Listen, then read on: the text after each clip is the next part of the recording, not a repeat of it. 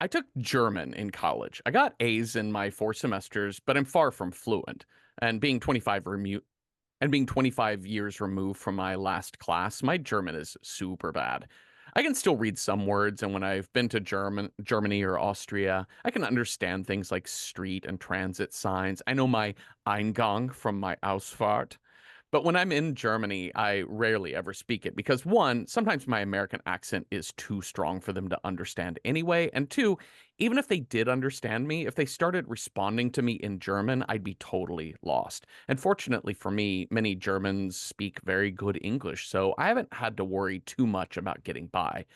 But last fall, we were on tour for Night Vale in Europe, and we were in Cologne. We arrived at the hotel early, and the clerk told me not all of our rooms were available yet. I asked if all the rooms were on the same floor or all the rooms together, and he was like, "Yes, sir, yes. You have 5 rooms, and they're all right next to each other.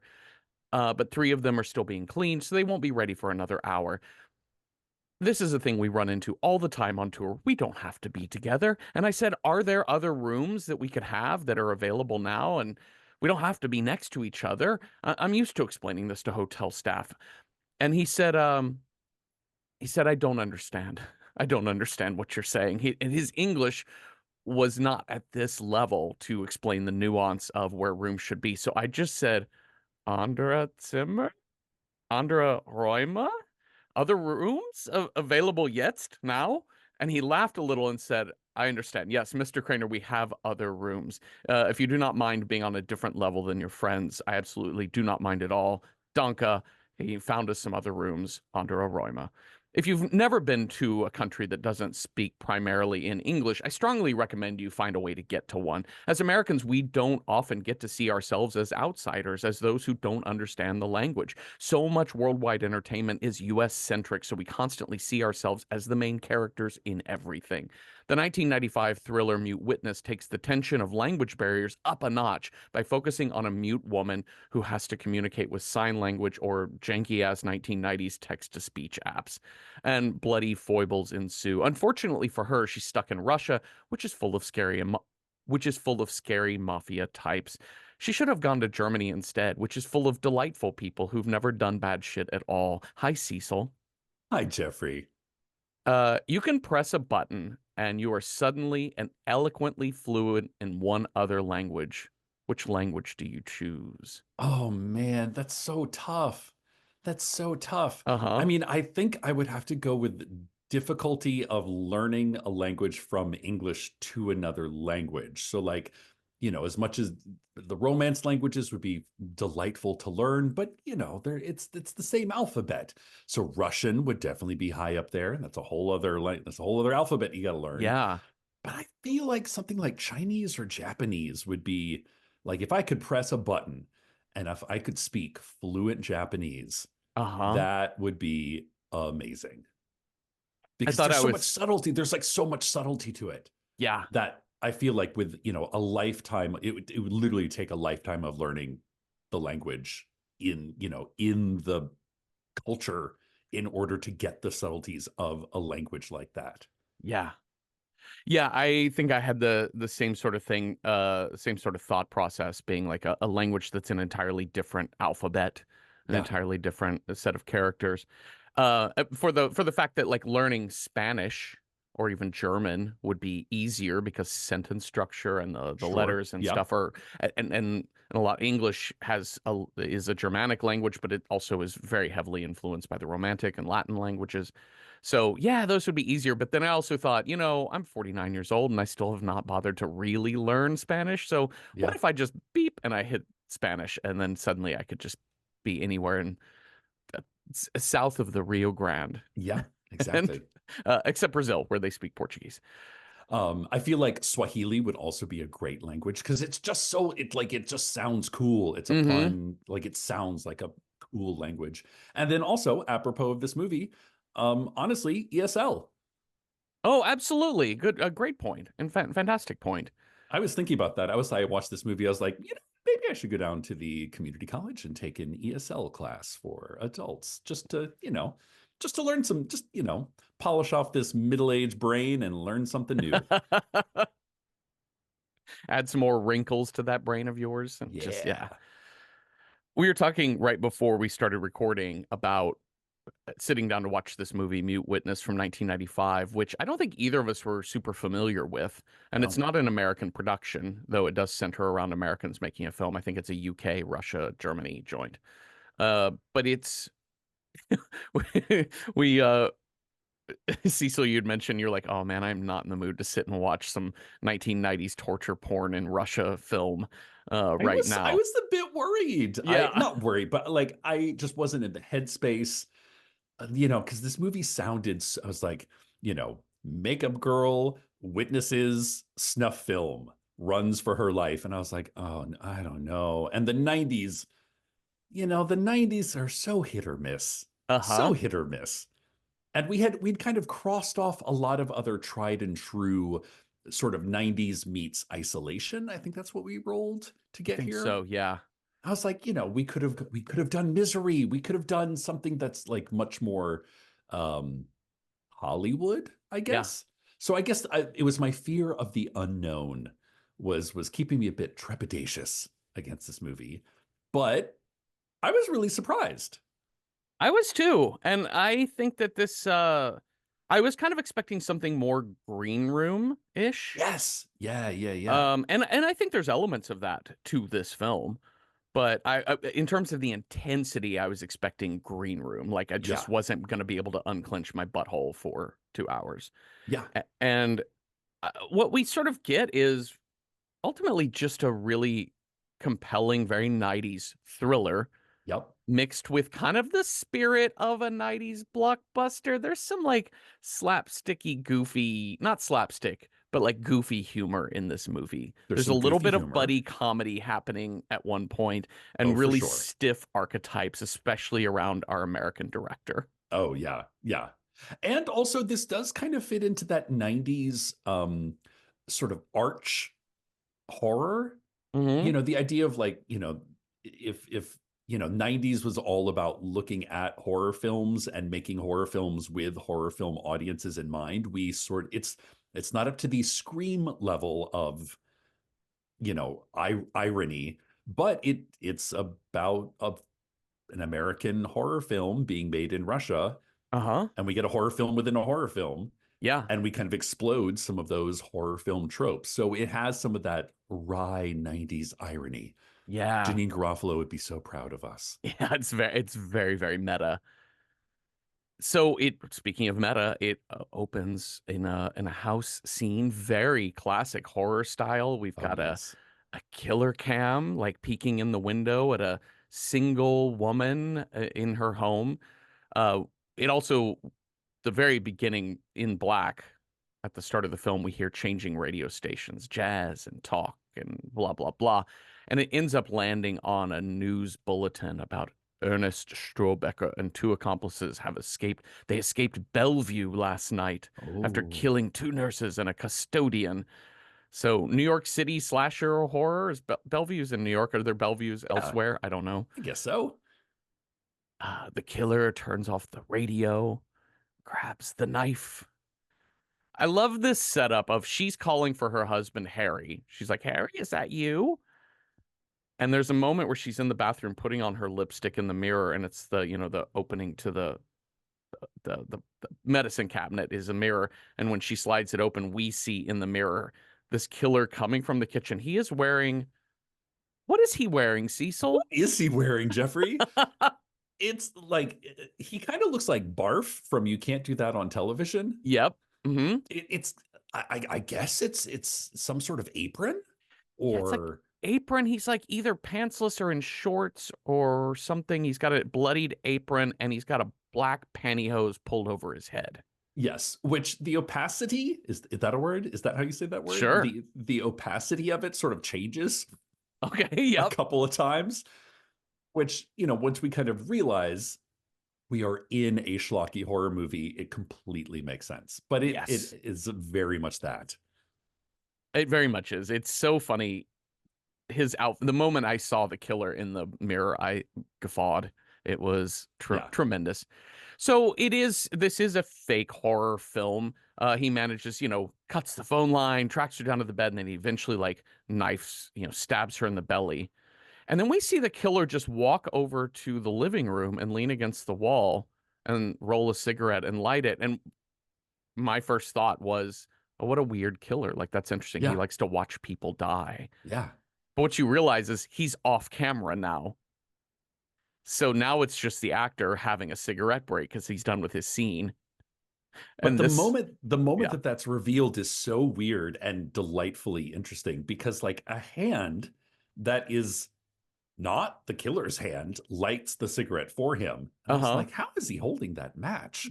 Oh, that's somebody else. And then it pans over to another person, and then somebody else off camera hands that person a little flask. And we just see like a lineup of people just sitting there watching this actress go through the best death throes. This is not chewing the scenery. It is literally destroying the scenery. Like Like that was her chewing the death. scenery and then spitting it out and then setting it on fire. It's amazing. She takes so long to die. At one point in time, she like is climbing the bookcase for some reason, She which like she topples on like her. clears her whole dresser. Like the entire table gets tipped over, but really it's those yellow curtains that is what does it. She just grabs a hold and puts her whole body weight into pulling these curtains, rod and all, off of the drywall. God, it's so I honestly did not know what I was watching here. I was like, Yeah. what on earth is happening?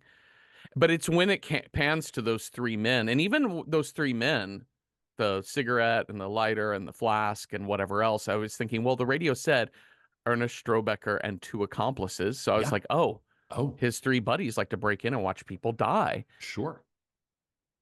Hold on, I'm just going to pause for a second because my microphone, well, you can't hear it. It definitely picks up the crazy uh, fire truck siren happening right Oh, outside gotcha. my. Okay, it's gone now. But it's when the camera pans past the third guy into the fourth and the fifth, and then some woman, and you realize, oh, this is a set. I get it. Yes. I get it. Ah ha ha ha. So now we're going to meet our American director, who is Andy. Oh, Andy. I thought this was J.J. Abrams for a second. What? Well, That's very specific, Jeffrey. I only say that because I had recently rewatched Six Degrees of Separation, R.I.P. Donald Sutherland, one of Oh, my yeah. favorite movies from the 90s, from 1990 or so, I think that Yes, movie Dr. came out. Channing. Oh, God, they're so terrific. Ian McKellen, Will Smith, Heather Graham, such a tremendous movie if you've not seen it. But it's J.J. Abrams is in that movie. He Is he? plays one of the bratty kids Oh my that God. Wisa and Flan go see at college. It's him and also Anthony Rapp and one other guy Yes. whose name I cannot remember, and another woman. But anyways, he plays like the brattiest trust fund college boy you've ever met in your whole life. And so when I see Andy with this, kind of baby face, tight curly hair like J.J. Abrams has Yeah, yeah, in yeah. that movie, and I was like, well, this is from the same era where he would have been a very young man, early 90s. So I just for a brief moment thought it was J.J. Abrams playing bratty child again. It's and this the fashion of the 90s does not help our perception of this guy or a couple of our other main characters. Can we talk about 90s fashion here for a second? I would love to talk about it. Go for it. What was going on? They're like, "Hey, you know what you need? You need a 3XL men's shirt Uh-huh. on a girl. And then if you're a dude, you need a 5XL chunky mohair sweater. Uh-huh. The Maybe put a vest on top of it, like a large vest, like not fitted, boxy as all hell. the 90s were incredible. I loved the 90s fashion when I was that age in my 20s in the 1990s, teens and 20s. Because it's you can just you wear the largest thing. You never have to worry about Really? fit. It just has to be No. big. I found pictures of myself from college, and I had like the most giant, biggest baggy t-shirt sleeves. Like I was Yeah. wearing like XL, 2XL shirts in this 175-pound, 5'11" body, and they're all tucked into my jeans Okay. with with a braided belt that Oh my kind of God, you dips gotta back have the down. braided belt Yeah. that's like wrapped around a few times, Uh-huh. you know? God, it's so good. And and of course the vest. I loved a vest. I got made Yeah. fun of in college for like, "Oh, you have an oh, how many vests do you have?" Wasn't Parker made fun Lew of. It was just a lot of questions about my vest collection. Parker Lewis can lose, apparently. He can. Okay, so we have Andy, who's the director. Yes. We have his girlfriend, Karen, who I presume is kind of playing assistant director or production assistant. Yeah. Because she's Uh, like furiously making notes on the script yes. as this Russian actress completely tears up the set. Uh-huh. She's like, we gotta fix this. We gotta, oh geez, we gotta redo this. And then we have Billy. Billy is our protagonist. Billy Hughes. She's the makeup artist and special effects specialist on Yep. this set. So she does makeup and special effects. That's what she does. Billy is also mute. And as they clarify early in the film, she's not deaf. You don't have to talk loudly at her and slowly. She can hear you. She just cannot speak. It's never addressed why or what for or anything like that. It's just she can't speak. So there's the device of the film. Uh, we see a lot of work on the set wherein it's she's trying to repack the stabby knife that collapses but also squirts the blood, and it's got a hose that runs up through the killer's sleeve and into a big pouch that is tucked in his armpit. So she's instructing him through the translator, Natasha, who is getting a lot of work on set, Oh yes. to speak Russian to all of these Russian actors about how to squeeze the bag to be able to stab. And it's so interesting to watch Billy explain this to Karen, who then has to explain it in English to Natasha, who then has to explain it in Russian Yeah. to. So we go sign language, English, Russian to the actor. Yeah, that translator is getting pulled all over the set. I uh, my favorite is when like the director gives the he goes up to the actress, he's like, this is not Chekhov. When I said more intensity, I just wanted to see I wanted to see the blood squirting. I yes. didn't want you to tear down the entire set. And this actress, she is just look just like the perfect blank stare. Uh-huh. Just like, what? I'm an artist. I was in the moment. Yeah, he just says, you get stabbed, you die. That's your scene.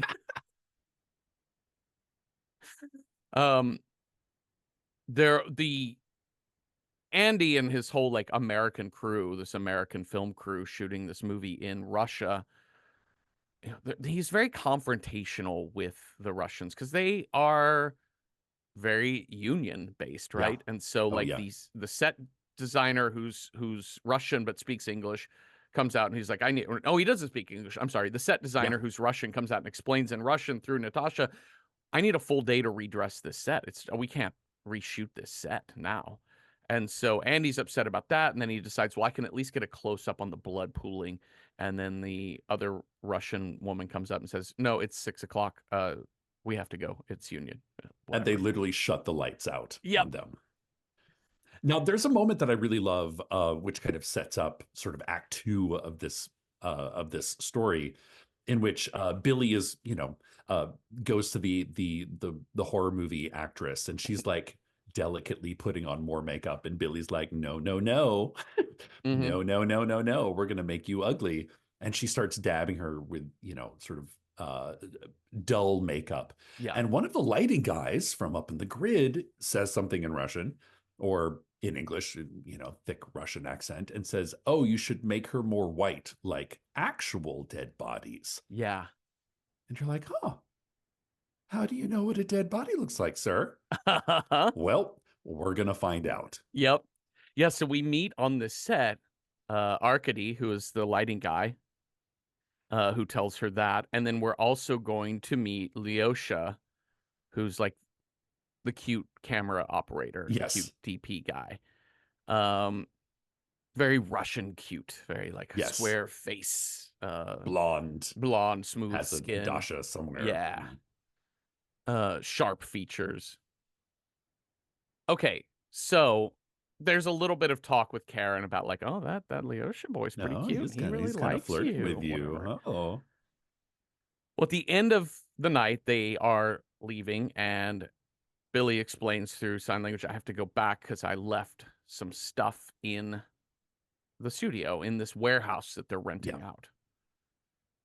And so Andy and Karen, they're going back to their place, and Andy's going to be cooking dinner horribly. Uh-huh. Uh-huh. Yeah. And so they're like, okay, we'll see you in a little while. Meet us at, you're fine on your own. You're so Yeah. independent. Billy just has to go grab this stunt dummy that she has to work on over the weekend. Yes. Well, she gets back in there and then she sees the security guard locking up for the night, which is locking all the outside doors. And then there's also like a barricade around the parking lot that also gets locked down. So she is screwed. And she can't shout out. She can't shout for help. Yeah. She can't get his attention. So she is stuck in this building for a while. And she's trying to call Andy and Karen, but Andy is like listening to very loud music and cooking dinner loudly because everything is burning.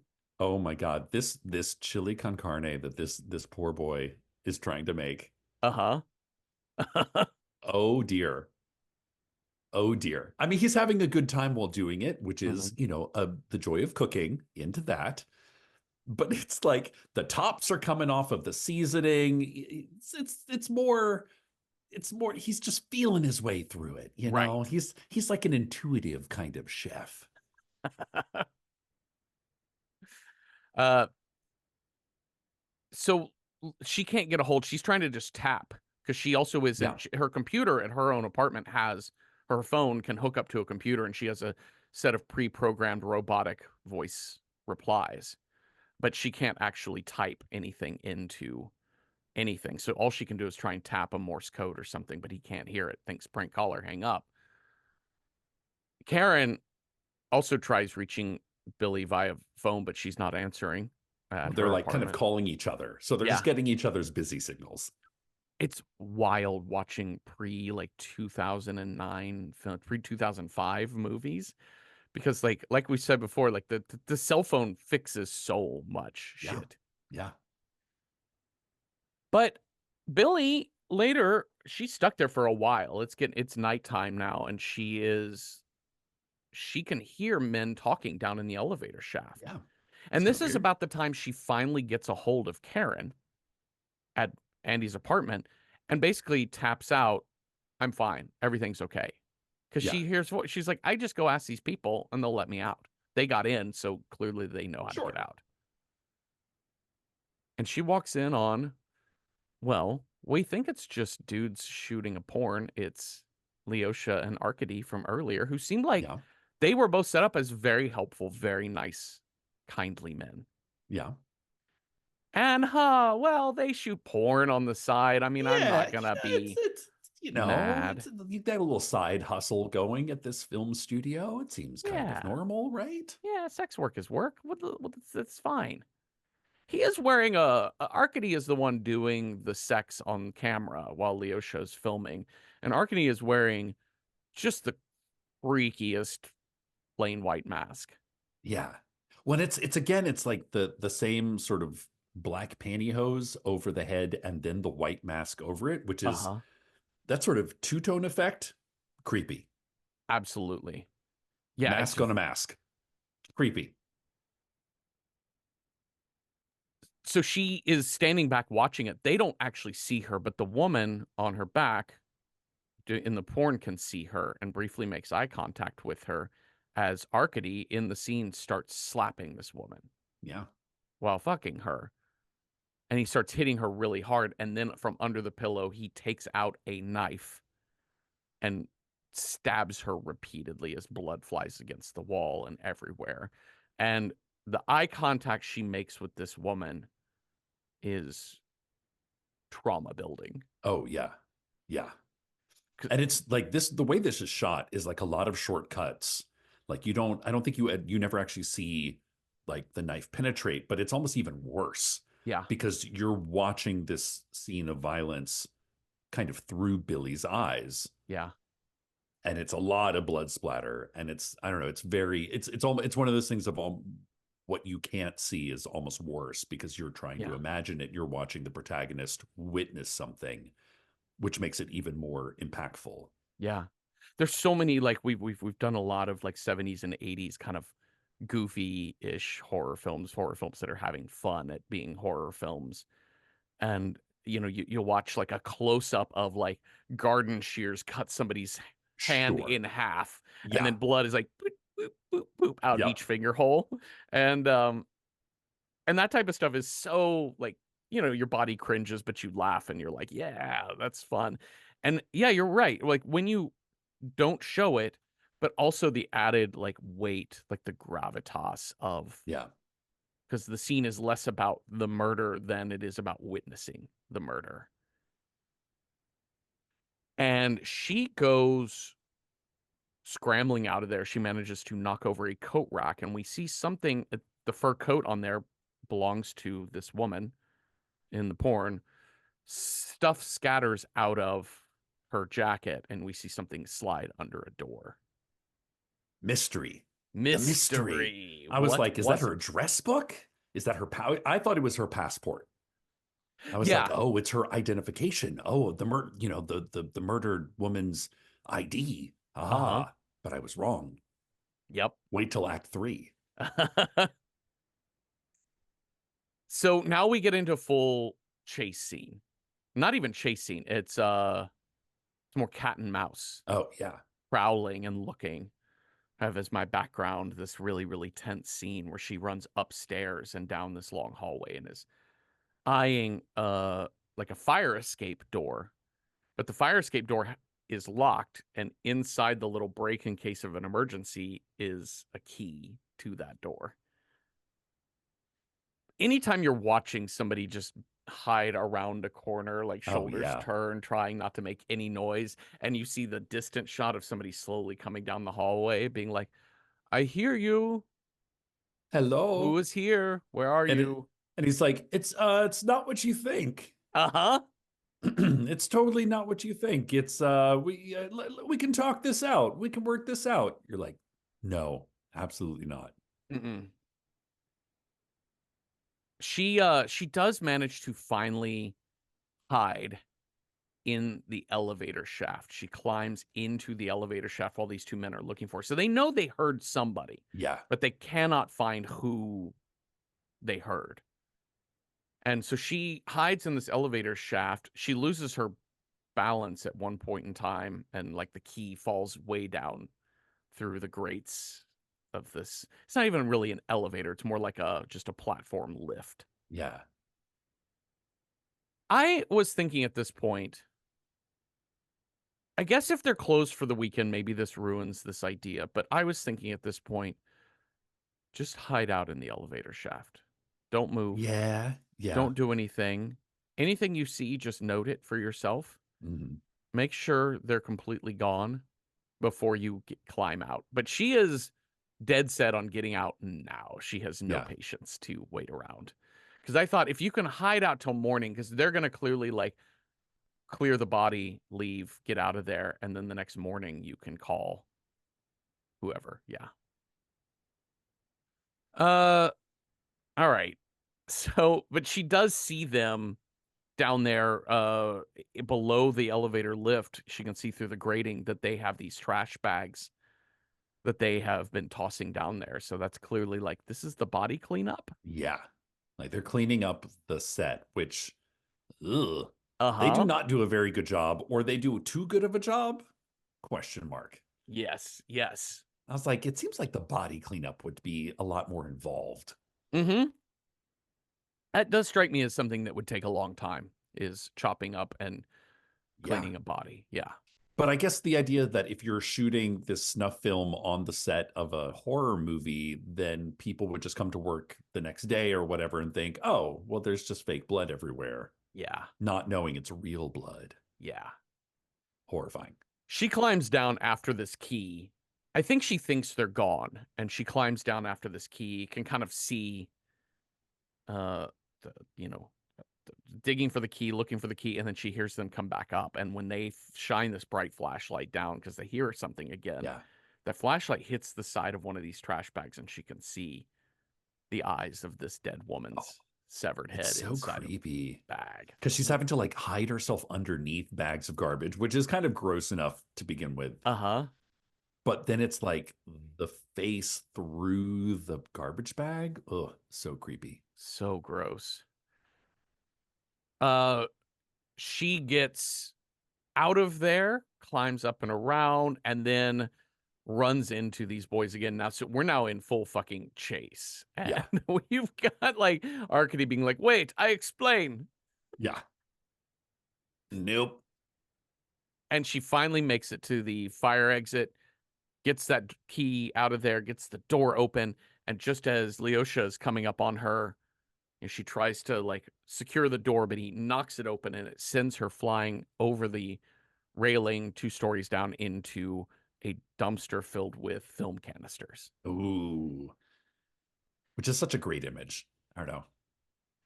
This scene right here, I think is I think I think for me, this was like the most upsetting scene. And I think Yeah. the real scare around this movie is how not, you don't even have to be in a foreign land, but in a different country, you are the outsider. Yeah. And you can be an outsider in your own country. So this movie also, I think, gets to that as well, especially if you are non-white or are a woman or a non-straight or cis or whatever. But here is a situation wherein Leosha is coming down to kill her just as Karen and Andy arrive because they're worried friends and they never saw their friend show up for dinner.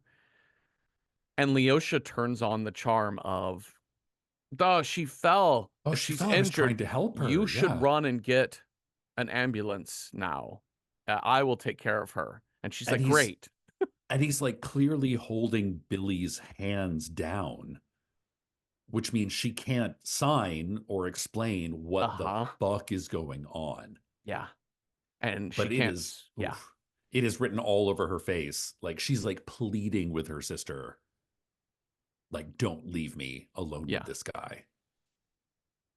It's so interesting that you mentioned in that the overactor woman in the beginning scene, the Chekhovian actress, Yes, yes. the artiste. There are just a handful of women in this movie. They're the main characters, and they communicate through eyes. Mm-hmm.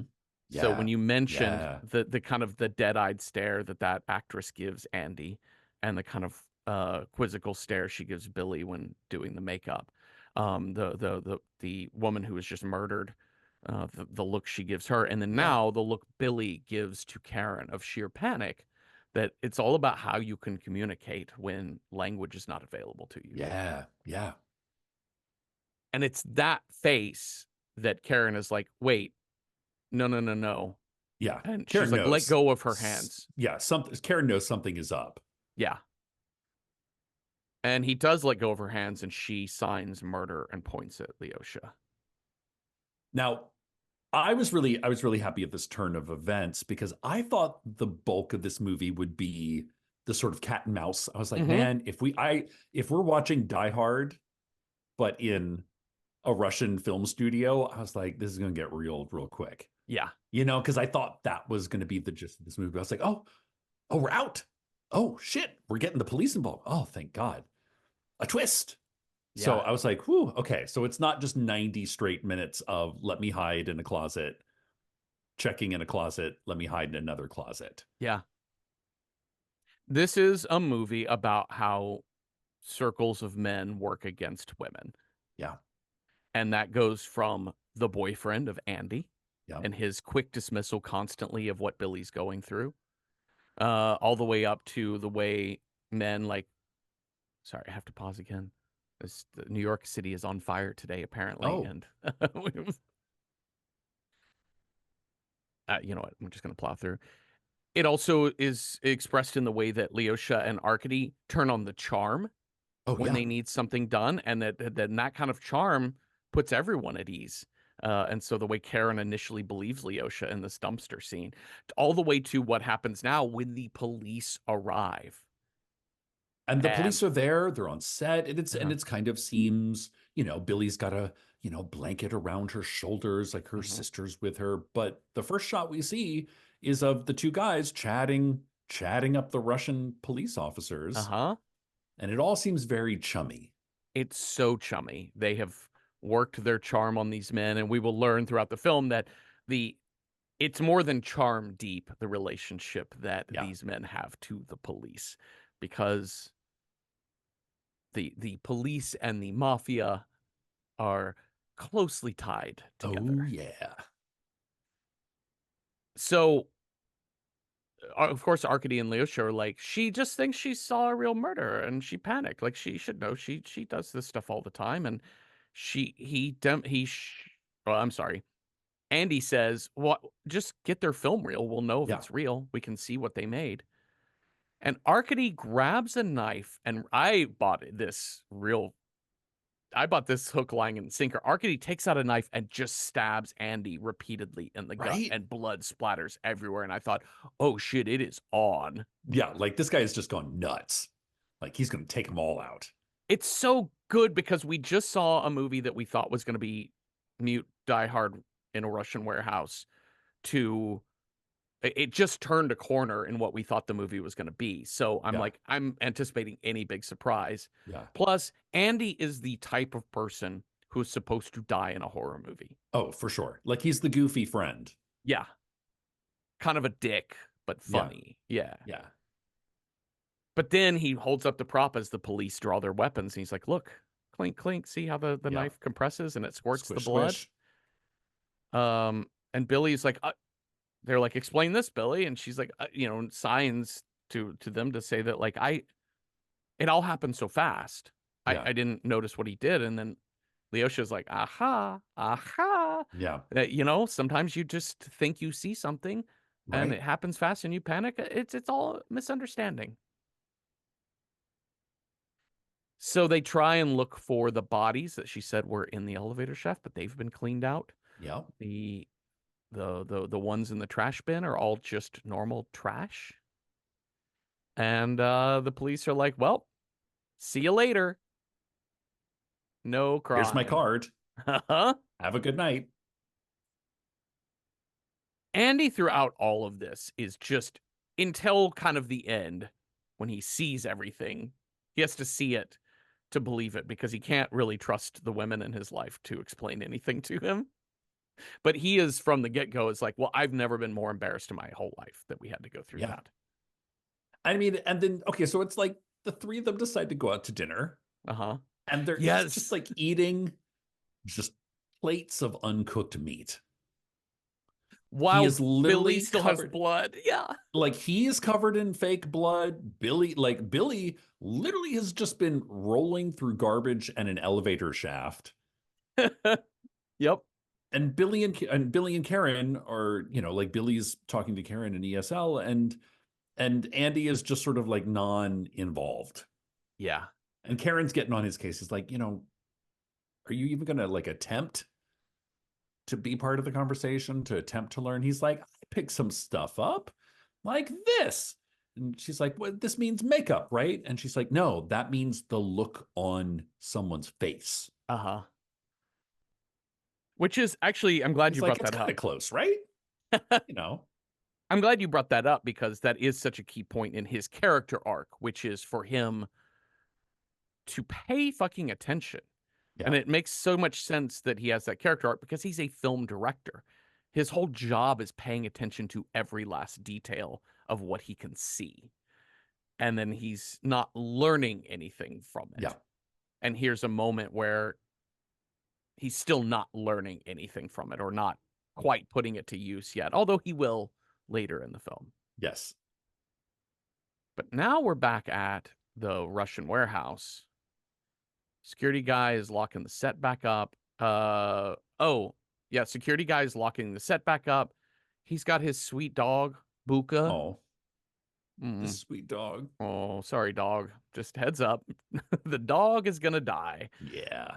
Off screen, but he follows Buka. Buka is like Buka knows going, something. yeah, Buka something's smells weird. something. And Buka goes to where the incinerator is, the garbage incinerator, and the security guard looks in the door of the incinerator and he sees a human skull in there. Yeesh. Uh-oh. And then in scrambling back, he falls down next to his dog and he sees that his dog is covered in blood and dead. And then And we Arcady see, shows up and stabs yep, him to death. yep. Arcady's finishing off the job, which, and you would think like adding more bodies, you kind of think they kind of got away with it, right? But maybe adding more bodies was not the move, but question mark. Yeah. Yeah, maybe don't leave uh, the door open on the incinerator so anyone can check in there, you know? If he never sees that skull, we can all have a good night. But yeah, it's one thing if you have this woman that you killed who's also like associated with the mafia, as we learn. Sure. It's another thing to have somebody not associated with any mafia shit go Just missing. disappear. Yeah. Like that seems even more And mysterious. he worked at the place where we just had a call about a murder. Yeah, that's what I'm saying. Yeah. Like maybe leave well enough alone and see how it plays out. But clearly, the Russian mob, they are completists. Yes. They want no strings. And to be honest, I'm not sure that they couldn't just walk down a street and stab a person right in front of a police station and still It's be kind of fine. what it kind of what it seems like. Yeah. Okay. Now we get to my favorite part of this movie, the part where I clapped and cheered and giggled because we see a giant, like old school black sedan pulling up.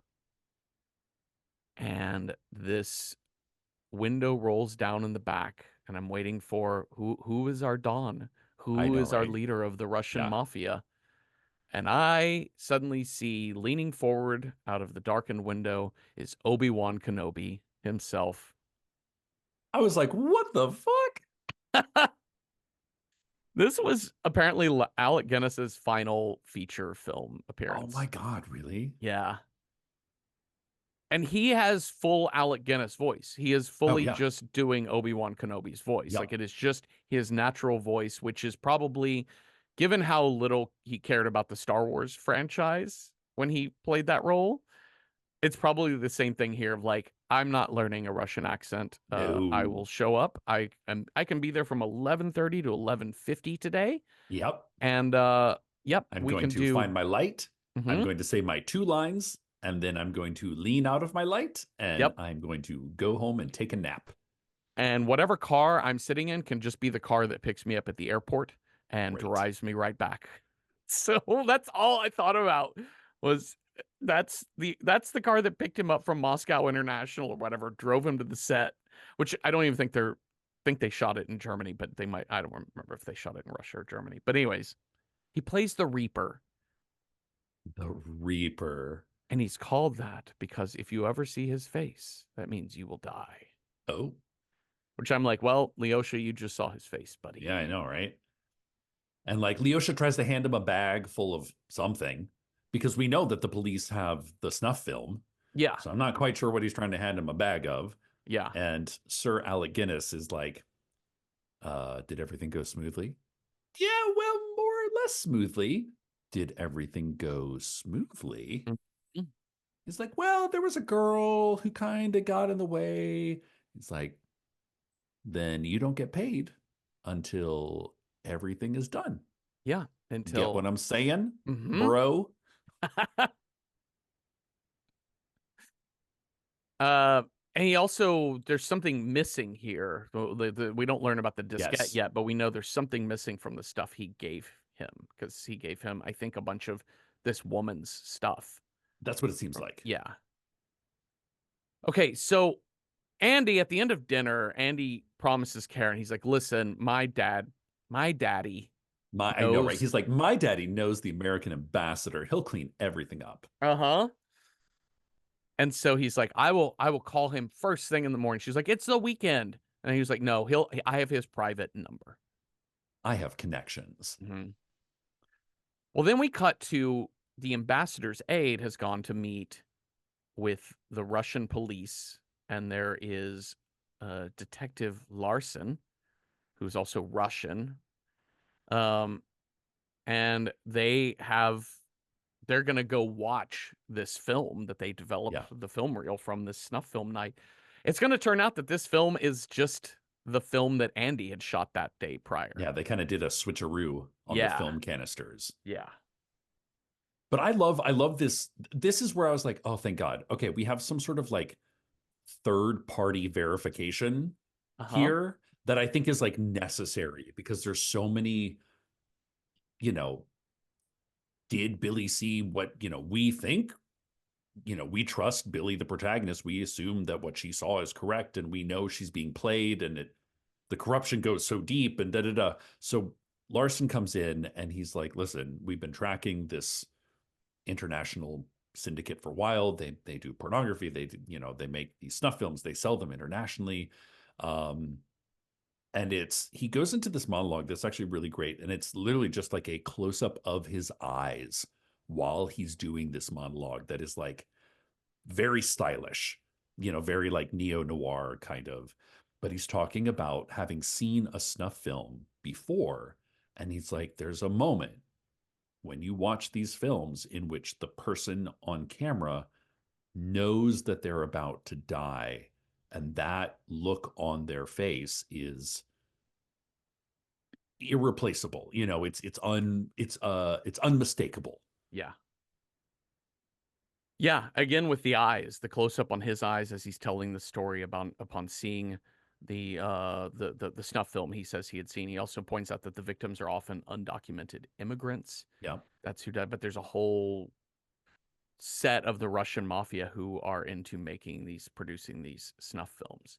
And so he does say he's surprised that the men gave up that film so Right. easily. And so I when it's know. shown, it's like, and he turns to the ambassador's aide and is like, yeah, your American friend Billy Hughes is in great danger. Yeah. I mean, I also like that there's like just a little bit of dark humor in that, we're watching the horror film footage of the sort of actress going through the Yes. over death throes, and like even the police are sort of snickering at how bad it is. So like there is just enough levity, just enough levity to sort of round out the darkness of this movie. Yeah.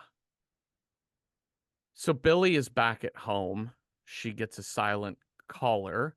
There's a couple things happening here because we do see binoculars from Yeah. far away, looking at like eyeing her like with a male gaze sort of thing, like Yeah. looking Yeah. down. Yeah. She's Yeah. in her bathrobe and it's looking down at her legs and things like that.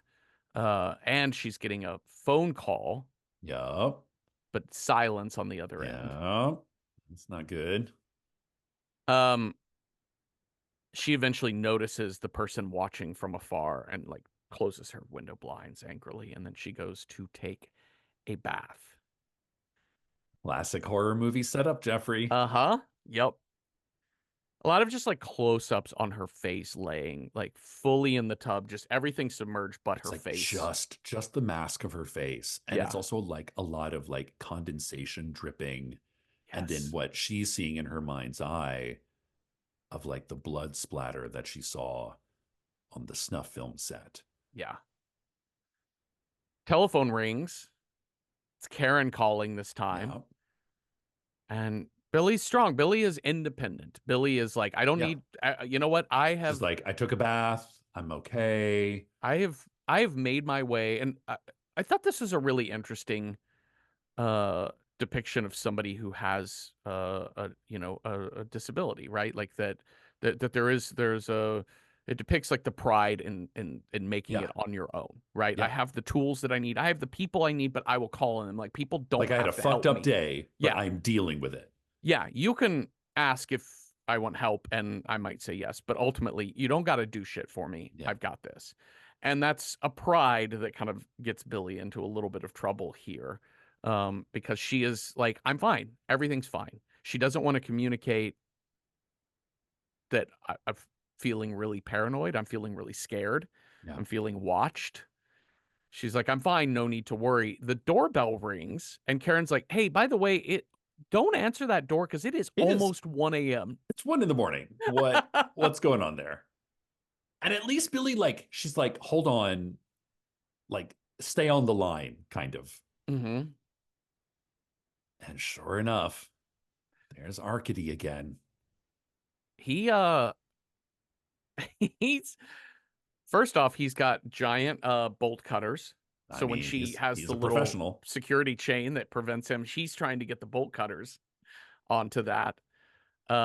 When she manages to uh, I think she manages to get the door slammed back shut and then deadbolt it.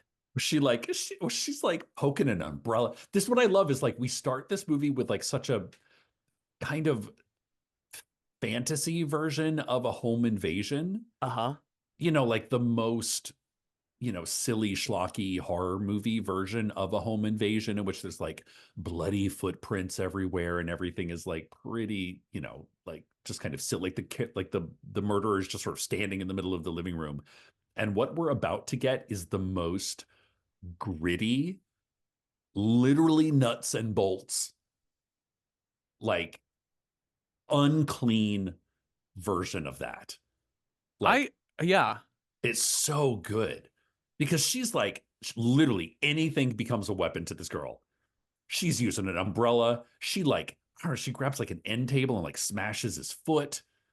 She's finally like she gets back on the phone and unfortunately she doesn't call the detective. She just sort of calls, Russian 911. Mm-hmm. And the person is like, blah blah blah in Russian, like what are you saying, huh, what? And she's like trying to get the speech to text thing to be like, intruder, bad man, Mm-hmm. in the house, please help. Mm-hmm. And they're like, are you speaking English? So she's like literally fighting like two battles on the phone, and this dude comes in with a drill and is drilling out the screws of the deadbolt lock. Horrifying. Yeah, like it's so visceral because it's like it takes a while and it's just ratcheting up the tension of her like kind of being stuck between these two. Like, do I try and how the fuck do I explain my situation in a language I don't speak with this janky voice to text thing? Or what do I do with the guy who's literally got power tools drilling into my door? Yeah. There's a sort of comedic undercurrent to this scene in the sense of like or cut scenes that are clipped in throughout this horrifying home invasion chase, where in the downstairs neighbor, it's the Yes. classic trope of the old man and woman trying to get sleep and the man is banging the broom up against the ceiling. I was thinking about that like and almost immediately before it goes there. I was like, they are making a lot of noise for 1 o'clock in the morning. And I think it's so good the way in which we hear noises and we get mad at the neighbors for being Yeah. clomping around, and there's no telling what the living shit is going on up Yeah. there. I'm sorry to tangent here, but I can't remember if I told you this story or not. I don't think I said it on the show before. So our friend Lauren Sharp came over a couple months ago to record a piece for Welcome to Night Vale. And there's in the script, she was recording at my apartment, and there's a piece in the script where it says blood curdling scream. So if you heard the Mother Oh, Lauren episode, like you'll okay. know where that scream is or whatever. But so obviously you're gonna do a few takes of things. Anyway, so this was like a Friday morning at like 10 a.m. or something. Fun. And so my apartment, I've gotten very lucky with. I really cannot hear anything happening with my neighbors Okay. very rarely. But Lauren and I are sitting at the little kitchen table by my front door, and I was like, okay, well let's go and record. And I said, actually, I let me go check and see if my downstairs neighbors are home, if John and Michael are down there, because should let them know we might be making Yeah. noise. So I just left the door open, walked down one flight of stairs, knocked on the door. John answered the door. I was like, "Hey, John, so upstairs neighbor Jeffrey, I record upstairs, so I do recordings for actors and podcasts and things like that." And he's like, and I said, "We're about to record, so it might be some noise." He's like, "That's fine. Yeah, that's fine." I was like, "Okay, I'm just Right. warning you because." Part of the script is like we have to do several takes of like a blood curdling scream. So I just didn't want you to freak out. And he's like, he kind of looked at me sideways, is like, okay, that's fine. And then I Uh-huh. walked back upstairs and Lauren could hear the whole conversation. All He was right, like, Jeffrey Dahmer. yeah, when I got back upstairs, Lauren was sitting at the table grinning and she's like, he totally thinks you're about to murder a woman. Yep. Because that's what a murderer would say. I'm just a podcaster. You might hear some screams, but that's for my podcast. Oh, that's right. Totally not a real murder happening upstairs. I'm just recording a podcast. So I thought about that during this old man banging the thing, but it does get to the heart of how many like noises we avoid, especially in a Yeah. big city. The in your own apartment building, like it'd have to be very specific for you to call the police. Like you would have to hear a gunshot or something. Yeah. Because like this dude is pulling out power drills. Like if this is beyond just like scuffle, scuffle, scuffle, you know. Yeah. I mean, and I can't, clearly I'm not Russian, but it does kind of I wonder if this does sort of speak to the sort of like don't witness anything, you'll live longer Mhm. mentality of like, I wonder what if Russians tend to be a little bit more not my problem. Yeah. I don't, like at one point, I think Detective Larson, somebody's the ambassador says, "Oh, your English is very good." And he's like, "Well, I think it's like my somebody I know is a translator, or I was a translator. My mother My was a mother was a translator. translator." Like, oh, for like the embassies, like for the KGB. Yep. But you get this feeling of like in cities like this, or behind the Iron Curtain, this idea of like kind of turn, like eat blood curdling screams. None of my business. Yeah. So Arcady charges after her. There's a lot of struggle in and out. She manages to secure herself into the bathroom, and he But not busts. before, but not before throwing some fucking knives. This girl, man, this is like how to do a home invasion scene, because like I said before, like literally everything becomes a weapon for her. She is throwing kitchen knives like left, right, and center. And I Mhm. think this is like a testament to like good sound design, because it makes that sort of swoosh and then a like a boing, boing, boing, boing, boing, boing, whenever, like, so you like, it sounds dangerous. So you get this feeling that she is very competent at throwing these knives. Like she's like, if like a half an inch to the left and she would have fucked his shit up. Yeah. She barricades herself into the bathroom, and he busts a hole in the door, Oh my God. and She's then like digging through the medicine cabinet. Like, I mean, there's like a moment of comedy where she like pulls out like her like chic lady razor, and she's yep. like, what the fuck am I supposed to do with this, Yep. like just looking for anything to be a weapon. And what does she land on, Jeffrey? Well, she lands on a hairdryer. Oh, Yes, she lands on the Donald Duck toilet plunger, oh, that's right. and it's just like beating the shit out of this dude's hand with like a, or like the toilet bowl That's cleaner right. with Yeah. Donald Duck. I love it. Yeah, because he's reaching. Resourceful. Yeah, he's reaching in to try and open through the hole he made in the door to open it from the inside to unlock it, and she's smacking his arm with this plunger, which, listen, is not going to do real damage, but it's going to hurt like a mofo. Might get Right. infected if it breaks the skin too. That's the thing. It's like it doesn't have to be a kill shot every time. No, but he backs up and is just decides to like just ram this door open. She sees him do this, opens the door just in time, and he throws himself into the tile wall head first and then falls into the bathtub. Like hits his head so hard there's a blood smudge Yeah. on the Yeah. tile. And then she just chucks that hairdryer plugged into the bathtub and electrocutes this Yep. motherfucker. I mean, effective. Uh-huh.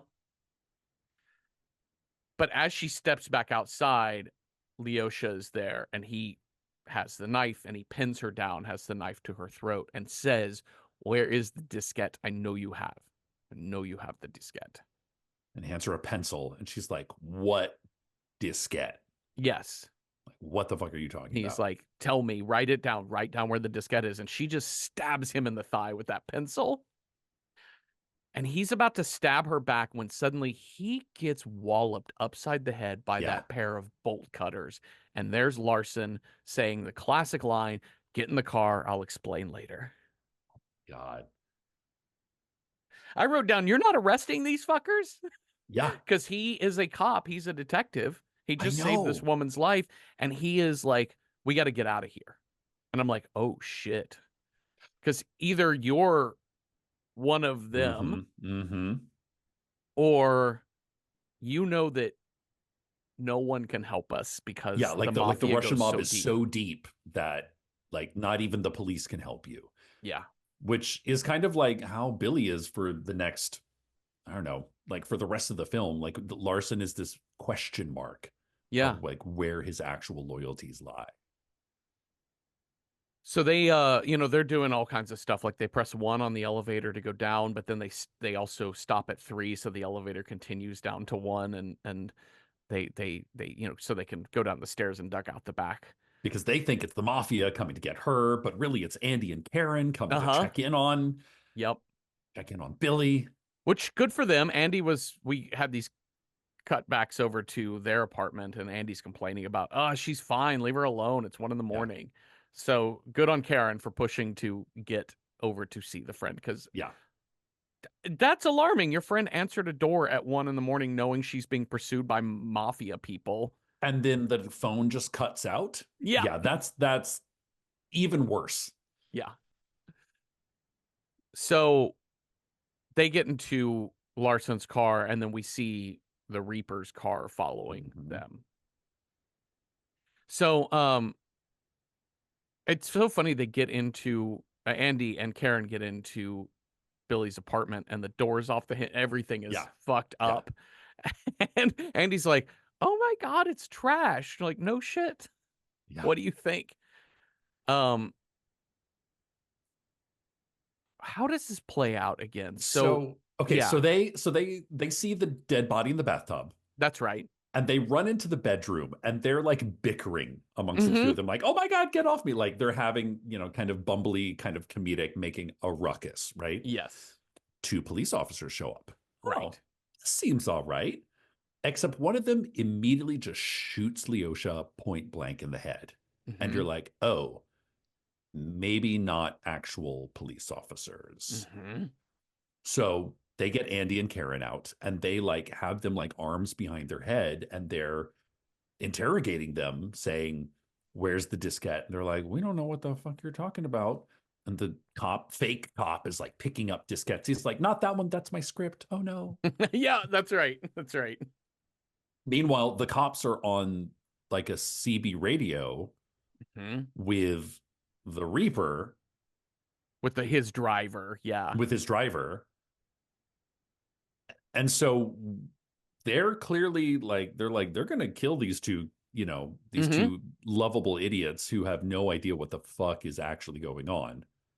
Yeah, cuz they've got them uh yeah, they've got guns drawn. These cops have guns drawn on Yeah. Karen and Andy, and they are getting fed up with the fact that uh, you don't have my answers. Yeah. So you either have my diskette or you don't. Either way, they're going to get killed And because, Andy yeah, is, and they're like, Andy and Karen, for obvious reasons, are, they think that this is like they're normal police officers. yes, They're like, what? Andy's kind of playing I'm shooting a movie here in Russia. We're bringing in money into your yes. country. And do you know who my father is? Oh my God. Boy, we nailed Americans in this. Yeah. Like, we really got that down.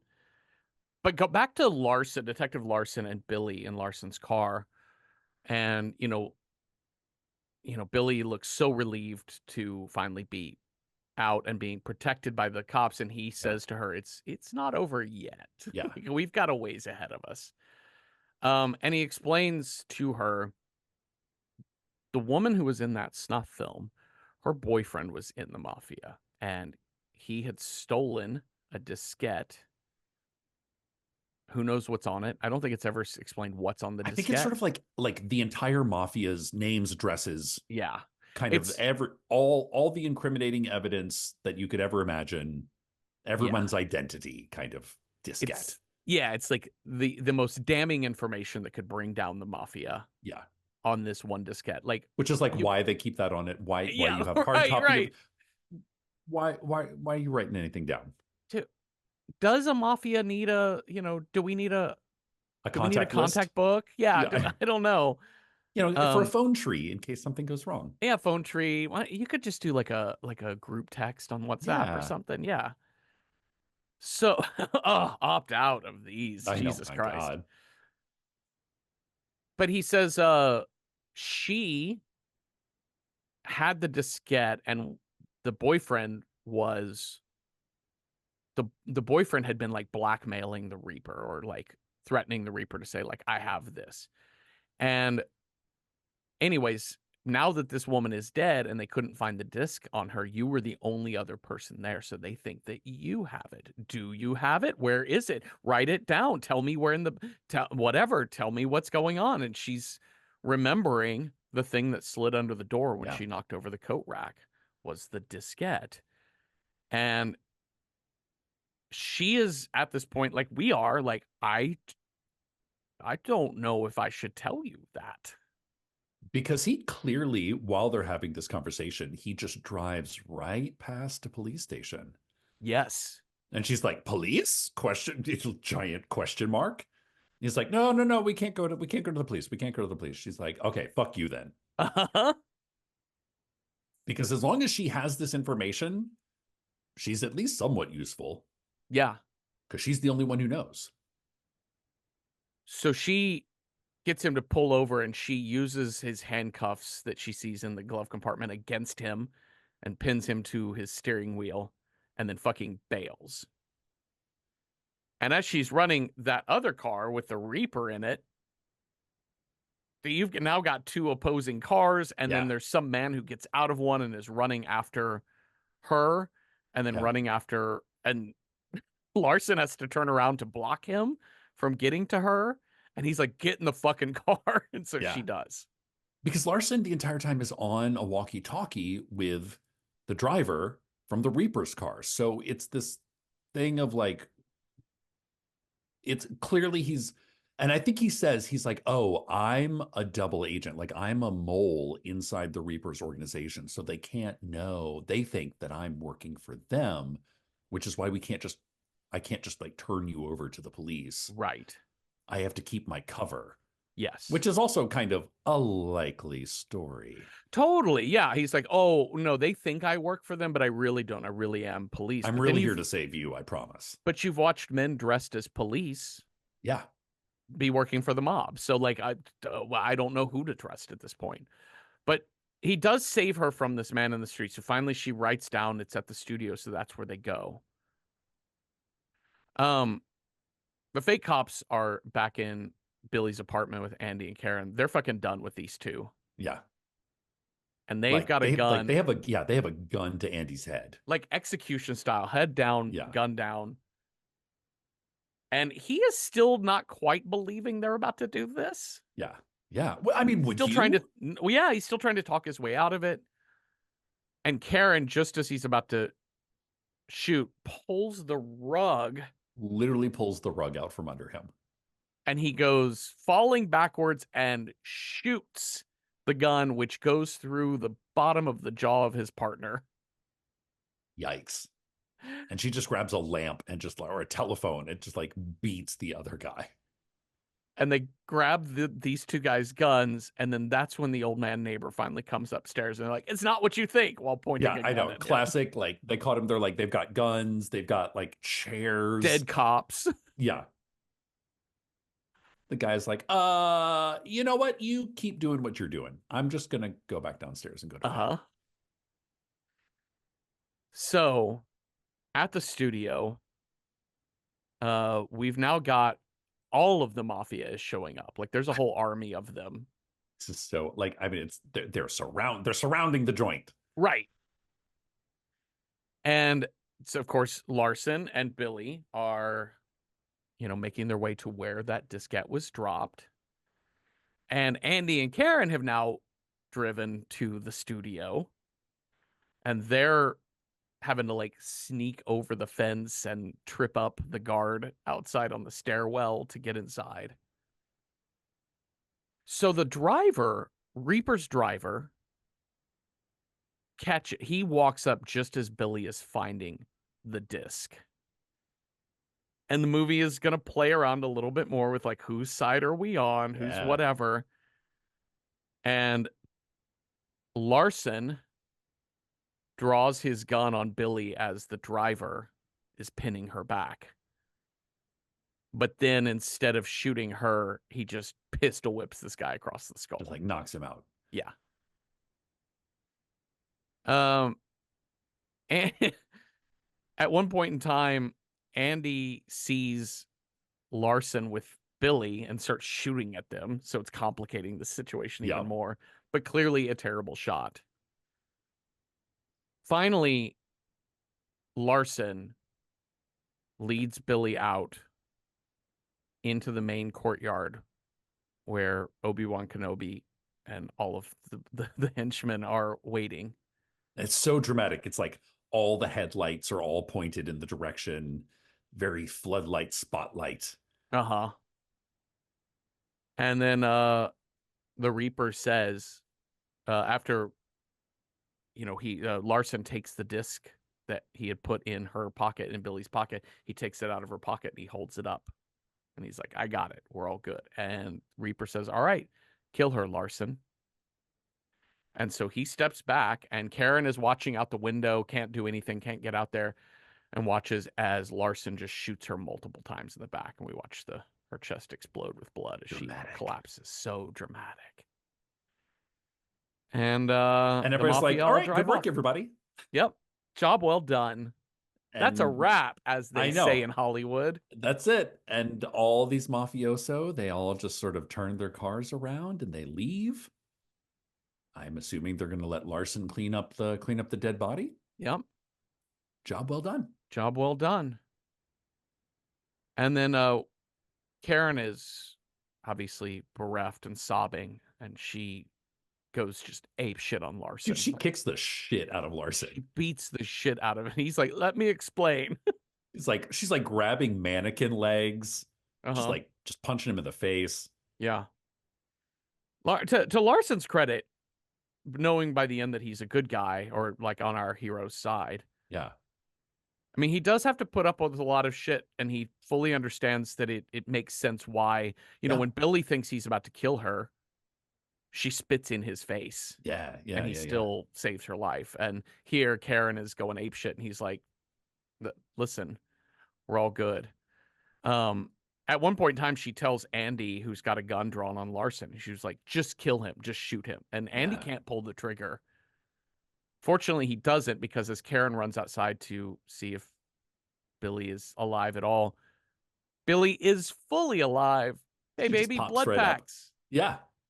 Special effects, man. We planned this whole thing, but it wasn't on screen for the movie seers to see. What happened in the car? We planned it all the way here. Also, when Andy tries to shoot him, it's just blanks, because he tries to shoot him with with Larson's own gun. So we're all like, thank God. And we have the disc. We can totally bring the mafia down. We're all clear. The disc. The mafia thinks Billy is dead. Uh-huh. And this is where they're all like, tomorrow night, come over. I'm going to make you dinner for saving my life. And in my mind, I'm thinking, tomorrow night, I want to be inside the American embassy, or I want to be on a plane out of Moscow. But you know what? You do you, girl. Yep. I want to be checking flights direct to Heathrow. Real. Or shit, just Berlin, whatever. Like, any old place. Again, Helsinki is very close. Let's just do somewhere beyond the reaches of the Russian mob, who, even though they think I'm dead, still, time to leave. Yeah. So Larson has a moment as he's about to get into his car. So he's also got the driver and one other Russian mob guy that he had, that obviously he can't let them go. Yeah, sort of, packing them into the back of his car. Yeah, he's got them handcuffed in the back of his car. And he does make a comment. He's like, it's really interesting that the Reaper didn't take the disc from me, which I guess means he fully trusts me, believes me as a real member of the mob. I guess he assumes I'm gonna dispose of it. Yeah. And as Larson is about to drive away, and they're all saying their goodbyes. Oh shit, hold on. Okay. If it makes you feel better, I don't hear anything. Okay, I know. It doesn't come through Zoom, but it comes through Audacity.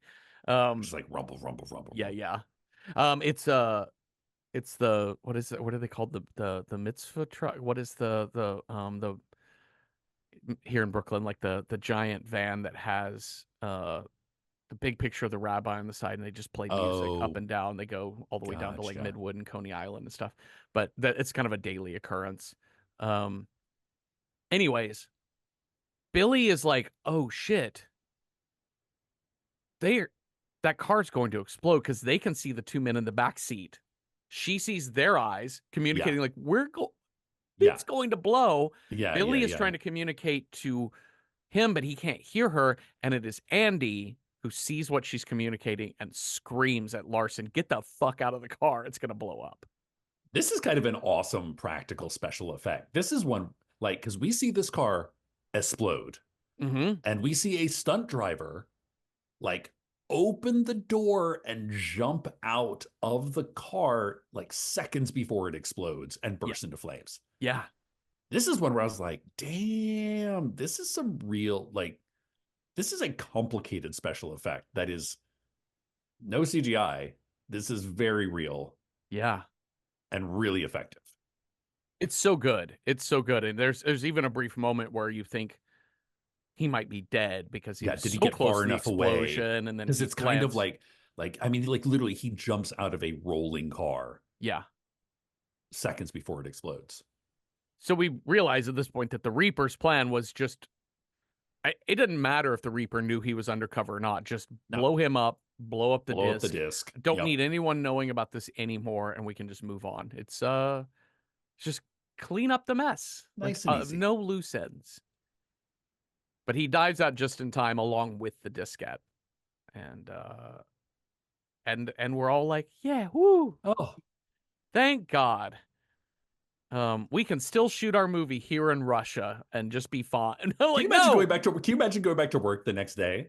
nope. They're like, I guess see you on Monday. Oh my God. No, we are absolutely like yeah, what's a one way to Stockholm? You know, Yeah, what is that? So the end. We did it. It was not snuff porn. yeah. It was or the film was not torture porn, but kind of goofy 90s buddy cop with It's more Andy and like Karen yeah, Lake. like spy versus spy thriller. Yeah. Very fun. Good times. Rock solid movie. Shall we rate this film? Yes, let's. All right, how approachable is this movie? I'll start with that if you're horror film averse. Like on a scale of 1 to 10, with 1 being like don't go near this, 10 being you're super fine to go near it even if you're horror averse.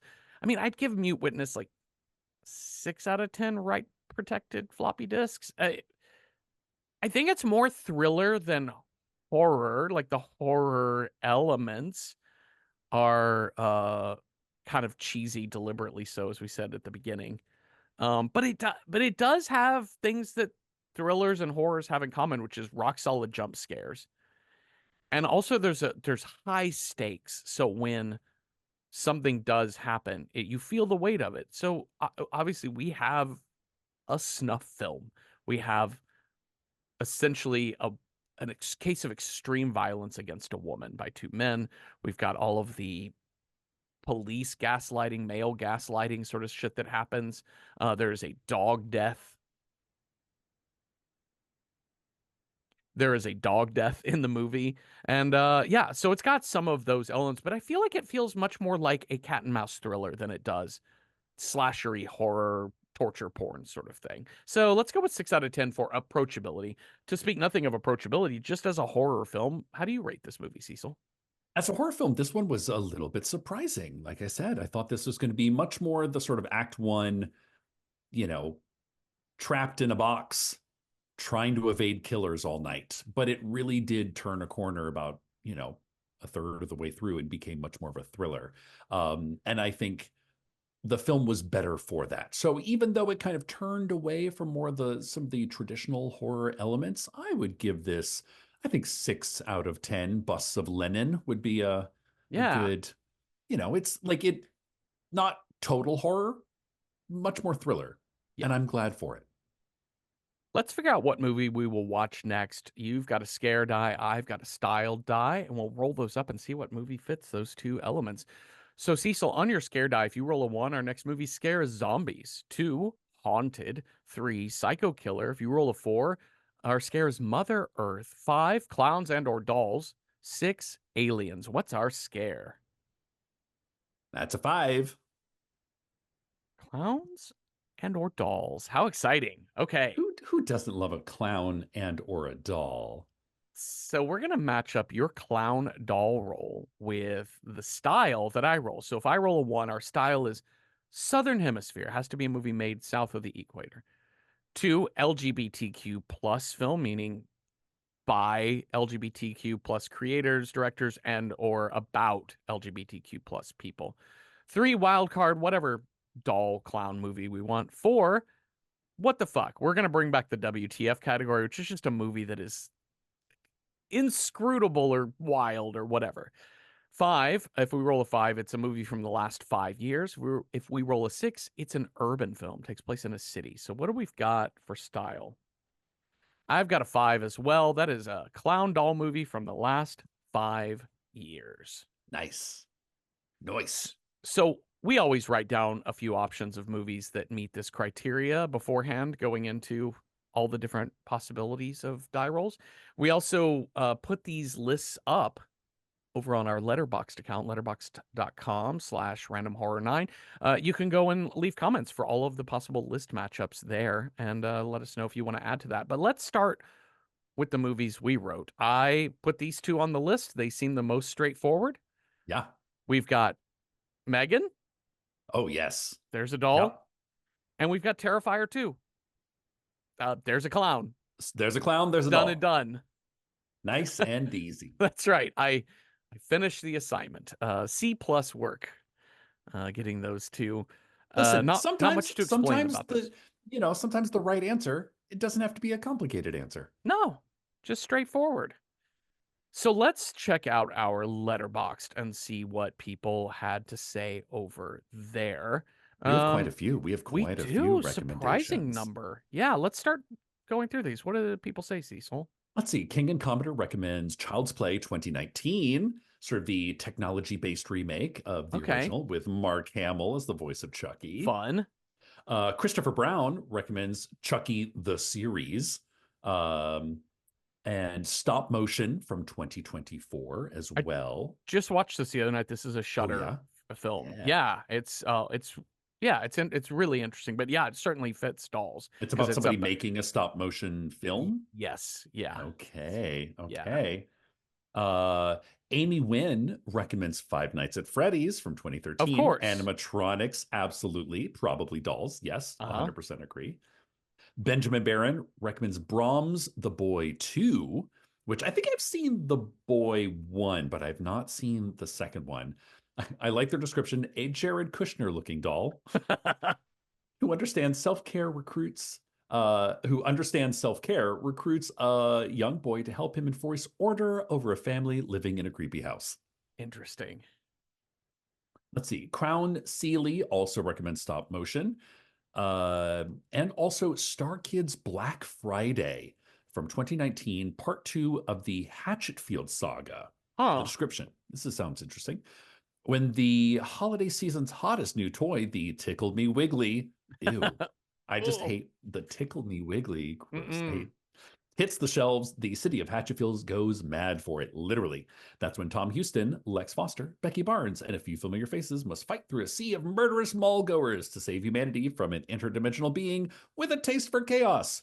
When Wiggly comes to town, will the world survive? Black Friday. Okay. Ridiculous. This is interesting. Cronenberg TA says, please don't do Terrifier. I hate it. I've heard a lot of people really love Terrifier, so I don't really know. I know, and I've not seen it. So I haven't either, yeah. Let's see. Katie recommends quite a few here, so I'm going to breeze through these. Willy's Wonderland from 2021. Car breaks down. A quiet loner agrees to clean an abandoned family fun center in exchange for repairs. Oh. Sounds kind of like a Five Nights at Freddy's kind of situation. Katie also read Hell House LLC Origins, the Carmichael Manor. I've seen Hell House LLC, and there's Mhm. definitely some creepy ass clowns in Oh that. shit. But that one But was 2015, so we yeah. can't. But Yep. this is the, sort of an origin story. Yeah. Let's see. What else? The Curse of Bridge Hollow, kid-friendly starter horror.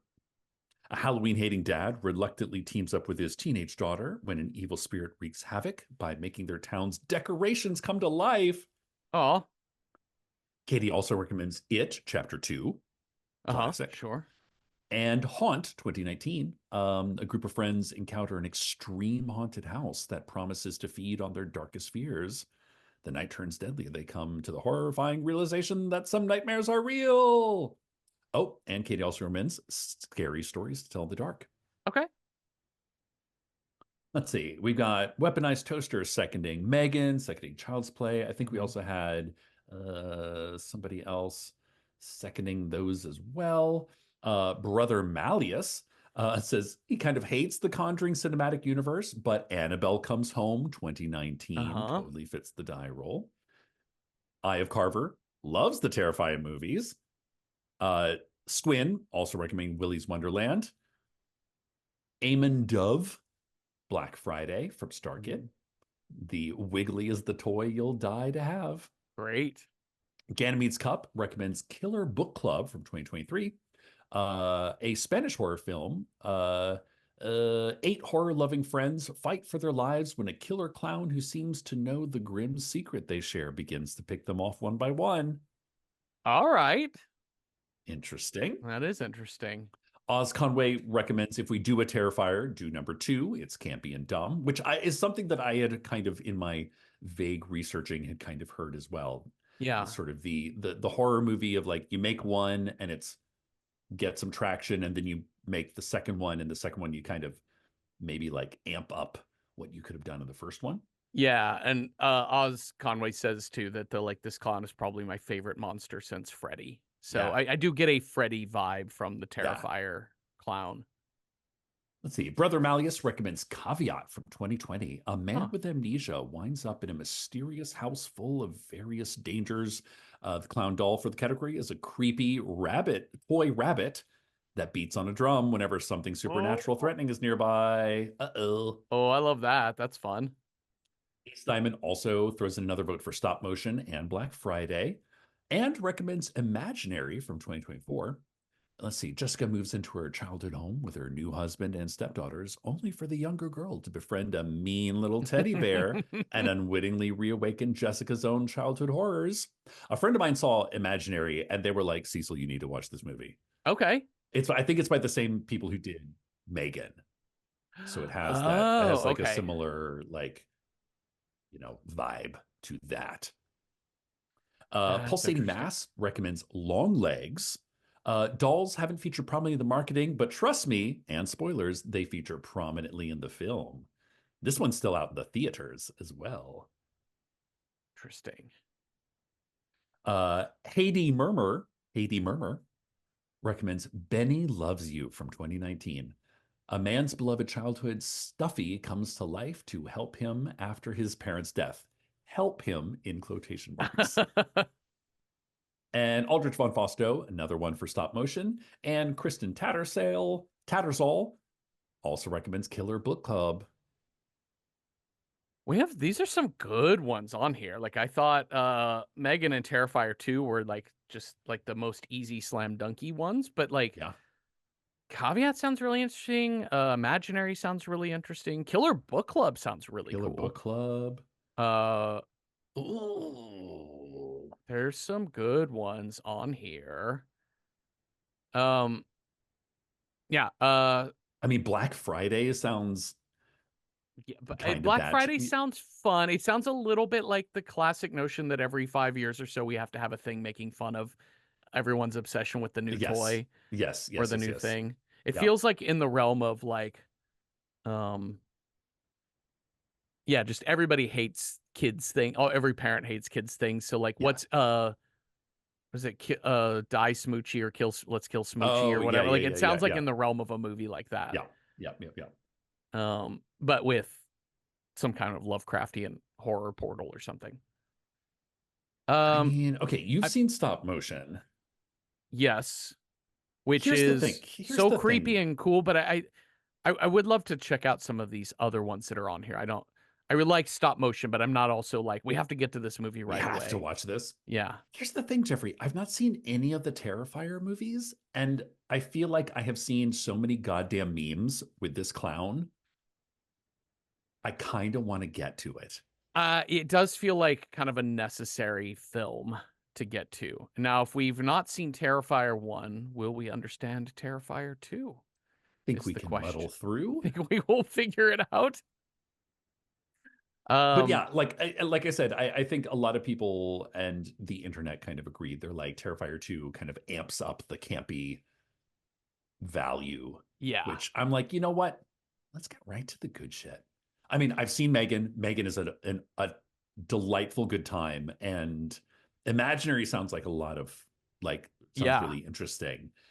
I don't know. I just really want to see this goddamn clown, Jeffrey. I think so. I think in the spirit of last 5 years, this is one that really took off. Like it, Yeah, the number of memes, the number of times this fucking clown shows up on things. I feel like it's a movie we need to see and get to. let's So let's get part of a movement. yeah, that's right. Well, I hate being behind on like what's popular. And I'm sorry, Cronenberg TA. I know you don't like Terrifier, but maybe we won't either, and you'll take Yeah, who solace knows? in us shitting on it. I don't know. We don't shit on films. Usually. I don't know. Virgin Witch Mostly. was pretty bad. All right. So let's do that. Thank you all for listening. Thank you, Cecil, for talking with me. If you have thoughts on Mute Witness or ideas for other movies that would have been good, clowns or dolls from the last 5 years, let us know on Instagram or at Random Horror 9 on Patreon, where we have public discussion threads for each episode, and you do not need to be a paying member to participate. So watch Terrifier 2 from 2022 with us this week and come on back next Tuesday for a new episode. Have a restful night with no one stealing all your blood syrup or nothing. Ooh.